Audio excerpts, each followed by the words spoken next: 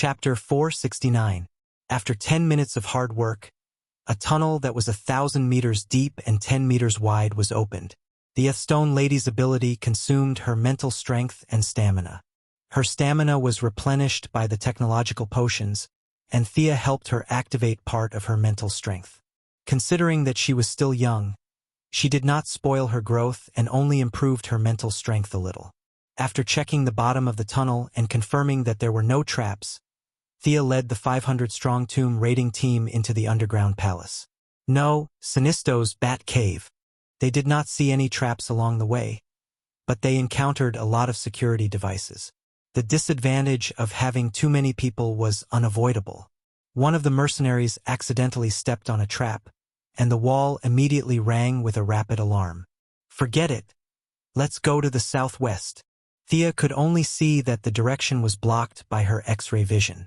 The central power source must be there. On one hand, she contacted Asona to launch a ground attack to attract some of the enemies. On the other hand, she cast a large area of effect haste on the tomb raiding team to start a race against the enemies. The team rushed for 4 or 5 minutes before they were stopped by a group of Yellow Lantern Corps at a crossroad. It could be seen that the enemy had gathered in a hurry, and there were less than 100 of them. The sludge, whose body was made of corrosive liquid, was also in the team.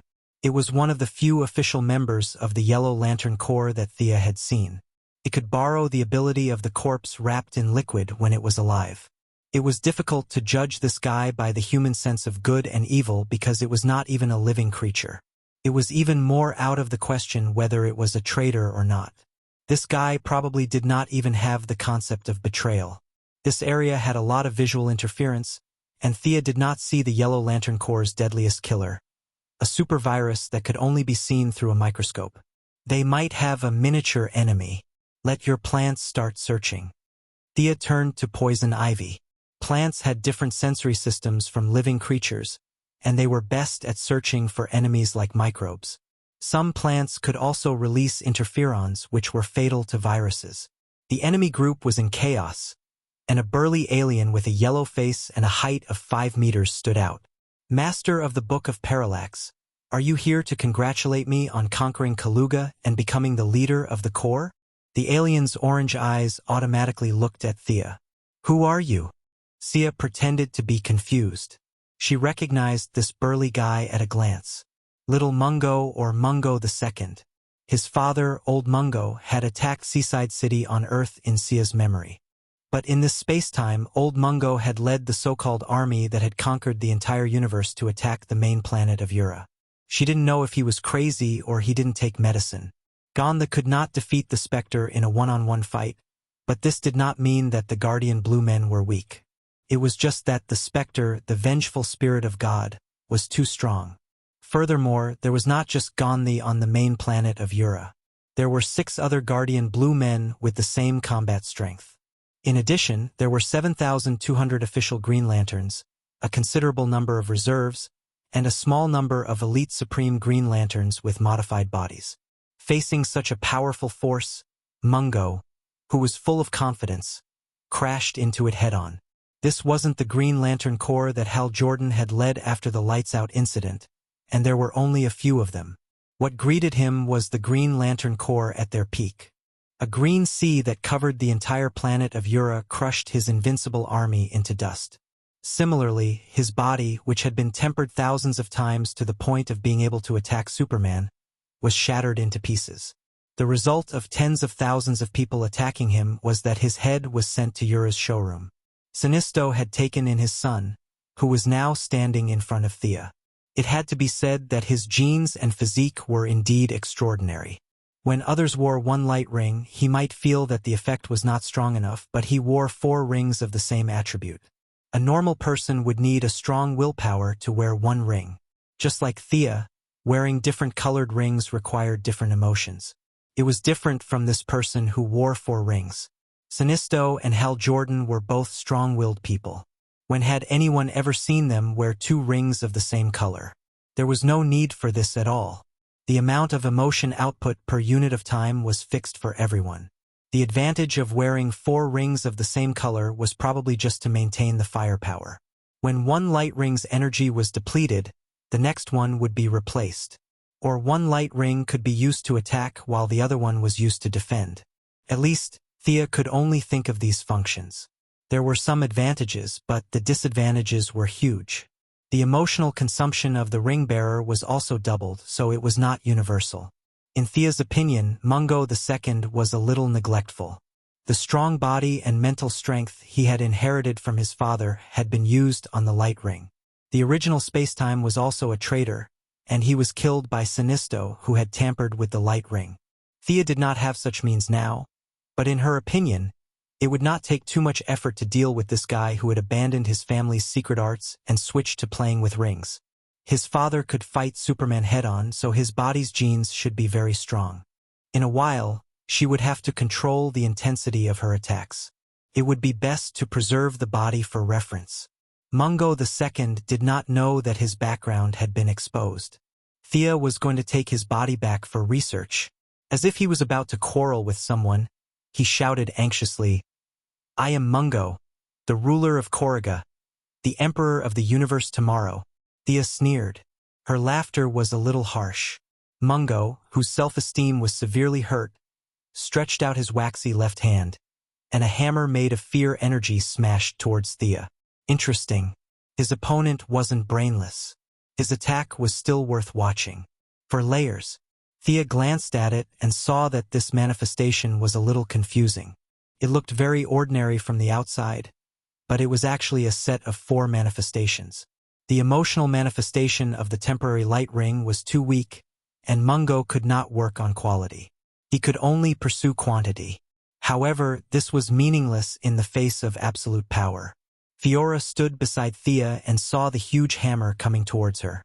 Her expression did not change, and she smashed the manifestation with one hand. The 3rd, 4th, and 5th layers did not mean much to her. Her move shocked the yellow lanterns on the other side. She did not rely on any emotional energy, nor did she rely on any technological equipment. With just a casual punch, she shattered Mungo's attack, which they thought was invincible. The yellow lanterns, who were all villains, could not help but feel their momentum stagnate. Thea's side had more people than them to begin with. With this, the yellow lanterns were even more vulnerable. "Leave the big guy's body intact. Kill the rest," Thea said lightly. As soon as she finished speaking, the electric lady, whose temperament had changed drastically and who had a tendency to be violent, rushed out first. This underground base had a lot of electrical equipment.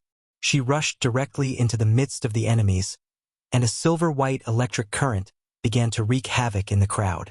Chapter 470. Poison Ivy had planted a large number of plants on the battlefield while they were talking. Now, under her control, the plants broke through the ground. The yellow lanterns were used to fighting in the real world, so they were caught off guard by the plants and the electric lady. Some of them were electrocuted. Some had their bodies corroded by the mucus from the acidic plants. Some were swallowed whole by the man-eating plants, and some had their hands and feet entangled by the vines. There were all kinds of situations. Death Knell was not to be outdone. He dodged the yellow lights and charged in from the side. In his left hand was a titanium alloy sword, and in his right hand was an acid attribute magic sword that he had obtained from the Church of the Cold Flame. Many of the aliens looked very abstract, and he did not care what the enemies looked like. He just slashed at their necks, wrists, and ankles. His physical fitness had long surpassed the limits of the human body. Coupled with his strange footwork and proficient martial arts, many yellow lanterns were cut down by him like a whirlwind just as they realized that there was someone around them. Midnight Daddy cast 2 group spells. His magic was not as strong as Thea's, so the effect was barely satisfactory. Suddenly, he saw a sludge that looked like a sludge monster trying to run away. There was a corpse hidden in its outer membrane, but Midnight didn't care. The corpse looked like an alien, and it had nothing to do with his ancestral spirits on Earth. He chanted a spell and forcefully controlled it. Not to mention, the ancestral spirit of Earth was quite powerful. It used magic to communicate with the corpse, and under the influence of its psychic ability, the corpse extended a bone claw from the body of the sludge. The sludge that was running away was severely injured, and a large amount of liquid in its body flowed out from the wound. Midnight Daddy followed up with another attack. He put his palms together and caused the corpse to explode inside the sludge. This official member that was personally recruited by Sinisto and registered by Thea exploded into a puddle of acid. Its weak cell walls could no longer sustain the loss of energy in its body. It fell to the ground and did not move anymore. Thea took out the parallax book. Following the death of the sludge as an official member, there was a record of its life in the book. Its life history slowly emerged with its death. This thing was originally born on a barren planet. In an accident, an unlucky interstellar traveler's spaceship crashed on this planet, and its corpse coincidentally fell into its body. Only then did it slowly gain self-awareness. Even with the parallax book, it was difficult to determine whether the consciousness in the sludge was the consciousness of the unlucky interstellar traveler or the remnant consciousness of the barren planet. However, its corpse was also very valuable for research.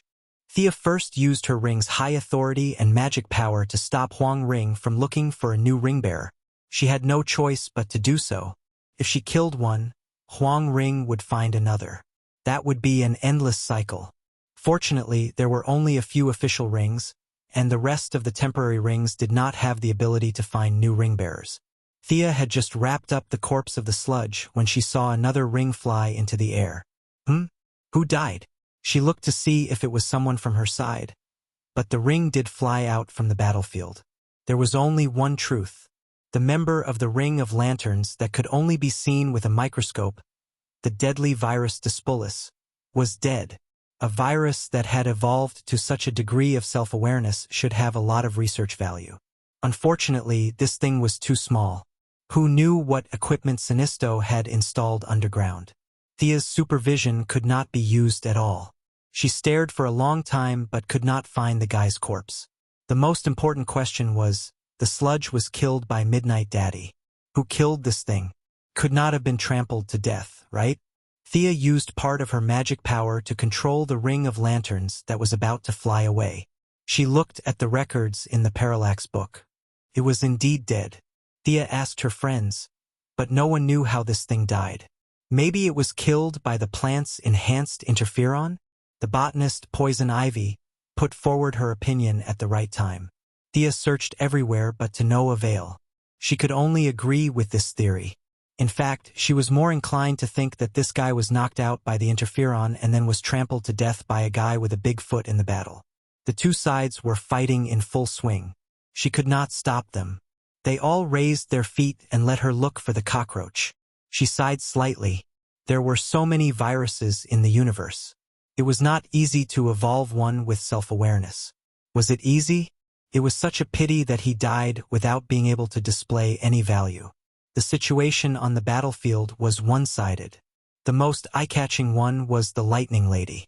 It was hard not to notice her from the sound and light effects.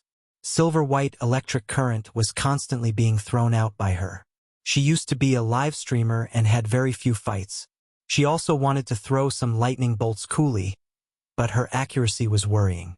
She also had problems controlling her power. She was clearly aiming at the enemy in front of her. The enemy had also conjured a shield. She did not expect that she would swing her hand and hit the face of the enemy next to her. The Yellow Lanterns did not know that her accuracy was poor and thought that this was her fighting style. A group of people came over to besiege her. The Lightning Lady was least afraid of being besieged. Coupled with the fact that she could not control the electric current, her AoE damage could be said to be number one on the scene. Coupled with the fact that she would occasionally flash out of the encirclement and run from one group to another to release electric current, the Yellow Lanterns were beaten to a pulp.